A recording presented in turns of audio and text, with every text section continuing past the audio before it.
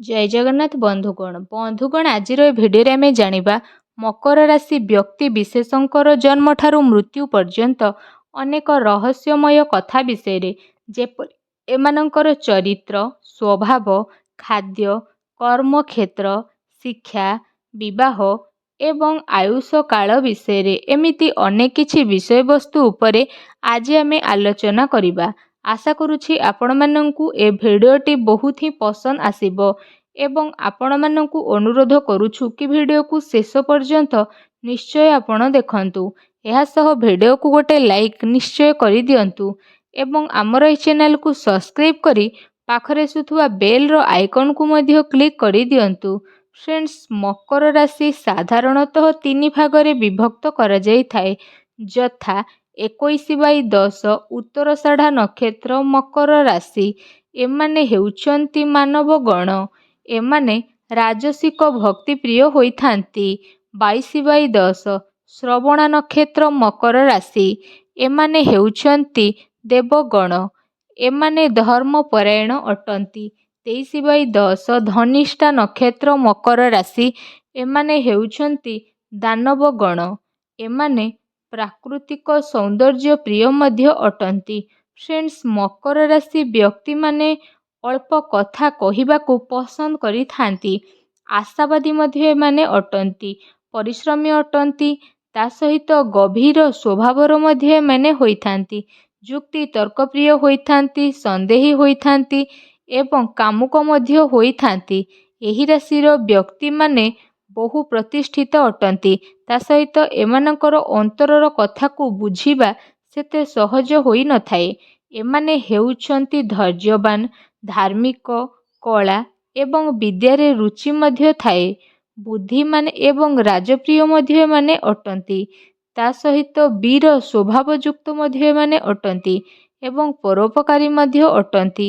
ଏହି ରାଶିର ବ୍ୟକ୍ତିମାନଙ୍କୁ ଆଣ୍ଠୁଗଣ୍ଠି ବାତ ରୋଗ, ହୃଦରୋଗ, ଚର୍ମରୋଗ, ସ୍ନାୟୁଜନିତ ରୋଗ, ହାତ ବଥା ରୋଗ, ମୂତ୍ର ସମ୍ବନ୍ଧୀୟ ରୋଗ, ବାୟୁଜନିତ ରୋଗ ଏବଂ ପେଟ ରୋଗ ହୋଇଥାଏ। ଏହି ରାଶିର ଜୀବିକା ହେଉଛି ଇଞ୍ଜିନିୟର, ସରକାରୀ କର୍ମଚାରୀ, ଖଣିଜ ପଦାର୍ଥ ବିକ୍ରେତା, କୃଷି କର୍ମ, ବ୍ୟବସାୟ, ତା ସହିତ ରାଜନୀତି, ଲେଖକ, ଗୃହର ନିର୍ମାଣ, ଲୁହା, କିରୋସିନି ବ୍ୟବସାୟ, କାଗଜ ବ୍ୟବସାୟ ଏବଂ ବସ୍ତ୍ର ବ୍ୟବସାୟ, କଳକାରଖାନା, ଆଇନଜୀବୀ ଏବଂ ଓକିଲାତି ମଧ୍ୟ ଏମାନେ କରିଥାନ୍ତି। ଚାକିରି କିମ୍ବା ବ୍ୟବସାୟରେ ଗୋଟିଏ ସ୍ଥାନରେ ରହିବାର ଯୋଗ ଏମାନଙ୍କର ନଥାଏ ଏବଂ ବାରମ୍ବାର ଏମାନଙ୍କର ସ୍ଥାନର ପରିବର୍ତ୍ତନ ହୋଇଥାଏ। ଏଥିପାଇଁ ଏମାନେ ସବୁବେଳେ ଚିନ୍ତାଗ୍ରସ୍ତରେ ଥାନ୍ତି। ବହୁତ ଧନ ଅର୍ଜନ କରି ମଧ୍ୟ ନଷ୍ଟ କରନ୍ତି। ଏହି ରାଶିର ବ୍ୟକ୍ତିଙ୍କର ଶୁଭ ରଙ୍ଗ ହେଉଛି କଳା ରଙ୍ଗ ଏବଂ ଆକାଶୀ ରଙ୍ଗ। ଏହା ସହିତ ନୀଳ ରଙ୍ଗ ମଧ୍ୟ ଏମାନଙ୍କ ପାଇଁ ଅତ୍ୟନ୍ତ ଶୁଭ ହୋଇଥାଏ। ଏହି ରାଶିର ଅଧିପତି ସ୍ୱାମୀ ଶନି ଅଟନ୍ତି। ଥଣ୍ଡା ସ୍ୱଭାବଯୁକ୍ତ ମଧ୍ୟ ଏମାନେ ଅଟନ୍ତି। ଖର୍ଚ୍ଚୀ ସ୍ୱଭାବର ମଧ୍ୟ ଅଟନ୍ତି। ସ୍ତ୍ରୀକୁ ଭଲ ପାଆନ୍ତି କିନ୍ତୁ ମାତୃଭକ୍ତିପ୍ରିୟ ମଧ୍ୟ ଅଟନ୍ତି। ଏମାନେ କନ୍ୟା ସନ୍ତାନଯୁକ୍ତ ମଧ୍ୟ ଅଟନ୍ତି। ପୁତ୍ର ସନ୍ତାନ ଏମାନଙ୍କର କମ୍ ହୁଏ। ଧନବାନ ମଧ୍ୟ ଏମାନେ ଅଟନ୍ତି। ବହୁତ ବନ୍ଧୁ ବା ମିତ୍ରଯୁକ୍ତ ମଧ୍ୟ ଅଟନ୍ତି। ହସ୍ତଶିଳ୍ପୀ ମଧ୍ୟ ଅଟାଇଥାନ୍ତି।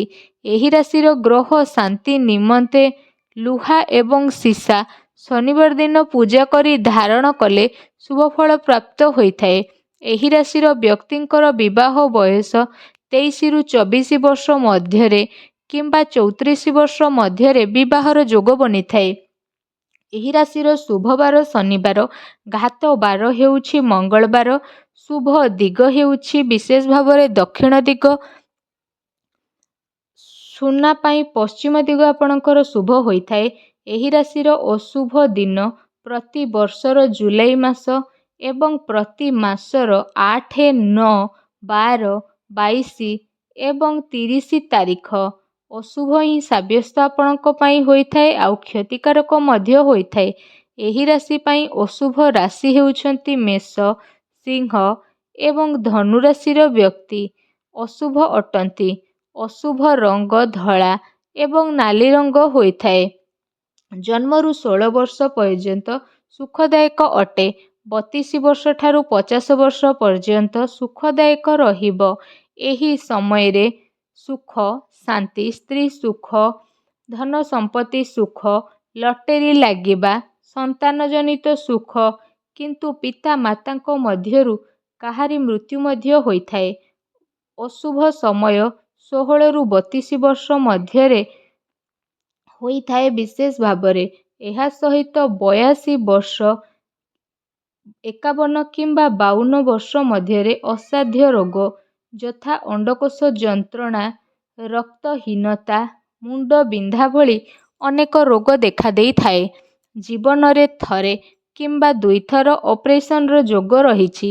ଏଥିରୁ ଗତ ହେଲେ 85 ବର୍ଷ ଠାରୁ 87 ବର୍ଷ ପର୍ଯ୍ୟନ୍ତ ଅତି ସୁଖ ମିଳିଥାଏ। ଏହି ରାଶିର ବ୍ୟକ୍ତିମାନେ ଶିବ ଆରାଧନା କିମ୍ବା ଦୁର୍ଗା ଆରାଧନା କରିଥାନ୍ତି। ଅତ୍ୟନ୍ତ ଶୁଭ ଫଳ ମିଳିଥାଏ। ଏହି ରାଶିର ବ୍ୟକ୍ତିମାନଙ୍କର ଅଧିପତି ଶନି ଗ୍ରହ ହୋଇଥିବା କାରଣରୁ କେବେ ରାଜା ପରି ତ କେବେ ଫକୀର ପରି ମଧ୍ୟ ଜୀବନ କାଟିବାକୁ ଏମାନଙ୍କୁ ପଡ଼ିଥାଏ। ଏବଂ ଶନି ପ୍ରତିକାର ଆପଣ କରନ୍ତୁ ବା ଶନିବାର ଦିନ ଶନି ମେଳା, ଶନି ପୂଜାପାଠ ଆପଣ କରନ୍ତୁ ବା ଶନି ମନ୍ଦିର ଯାଆନ୍ତୁ ଏବଂ ଦକ୍ଷିଣକାଳୀଙ୍କର ପୂଜା ପ୍ରାର୍ଥନା କରନ୍ତୁ କିମ୍ବା ନିତିଦିନ ବରଗଛ ମୂଳକୁ ଯାଇ ସୋରିଷ ତେଲର ଦୀପଟିଏ ଅବଶ୍ୟ ଜାଳି ଦିଅନ୍ତୁ। ବରଗଛକୁ ପ୍ରଣାମ କରନ୍ତୁ। ଏପରି କଲେ ଅତ୍ୟନ୍ତ ଶୁଭ ଫଳ ପ୍ରାପ୍ତ ହୋଇଥାଏ। ଗ୍ରହ ଶାନ୍ତି ପାଇଁ ଓଂ ହ୍ରିଂ ହରି ହରାୟ ନମ ଏ ମନ୍ତ୍ରକୁ ଜପ କରନ୍ତୁ ଏବଂ ଓଂ କ୍ଲିଂ ନମଃ ଏ ମନ୍ତ୍ରକୁ ମଧ୍ୟ ଆପଣ ଜପ କରନ୍ତୁ। ଏ ରାଶିର ଲକି ନମ୍ବର ହେଉଛି 3, 6 ଏବଂ 9। ରିଷ୍ଟ ବା ଘାଟି ହେଉଛି 3, 5, 9, 12, 14, 16, 18, 20, 29, 32, 36, 82, 57, 72 ବର୍ଷ ମାନଙ୍କରେ ଘାତ ପ୍ରତିଘାତ ଦେଖାଦେଇଥାଏ ବା ବିପଦମାନ ଦେଖାଦେଇଥାଏ। ଛାତ୍ରଛାତ୍ରୀମାନେ ପାଠ ଅପେକ୍ଷା ଶାଠରେ ଅଧିକ ରୁଚି ରଖିଥାନ୍ତି। ପରୀକ୍ଷାରେ ମଧ୍ୟ ପଛୁଆମାନେ ରହିଥାନ୍ତି। ଏଥିପାଇଁ ଶନି, ରବି ଆଉ କେତୁ ପ୍ରତିକାର ଆପଣ କରନ୍ତୁ। ଏହା କରିବା ଦ୍ୱାରା ଛାତ୍ରଛାତ୍ରୀମାନଙ୍କୁ ନିଶ୍ଚିନ୍ତ ଭାବରେ ଶୁଭ ଫଳ ମିଳିବ। ଏହି ରାଶିର ବ୍ୟକ୍ତିମାନଙ୍କର ଆୟୁଷ ବା ପରମାୟୁ ହେଉଛି 21/10ର ଆୟୁଷ 72 ବର୍ଷ 3 ମାସ 24 ଦିନ। 22/10ର ଆୟୁଷ କାଳ ହେଉଛି 62 ବର୍ଷ 7 ମାସ 9 ଦିନ ଏବଂ 23/10ର 87 ବର୍ଷ 7 ମାସ 9 ଦିନ ହୋଇଥାଏ। ତେବେ ଫ୍ରେଣ୍ଡସ୍, ଆପଣମାନଙ୍କୁ ଆଜିର ଭିଡ଼ିଓଟି କେମିତି ଲାଗିଲା ଆମକୁ ନିଶ୍ଚୟ କମେଣ୍ଟ କରିକି ଜଣାନ୍ତୁ। ଏହା ସହ ଚ୍ୟାନେଲରେ ନୂଆ ଆସିଥିଲେ ଚ୍ୟାନେଲକୁ ସବସ୍କ୍ରାଇବ୍ ମଧ୍ୟ କରନ୍ତୁ। ଧନ୍ୟବାଦ।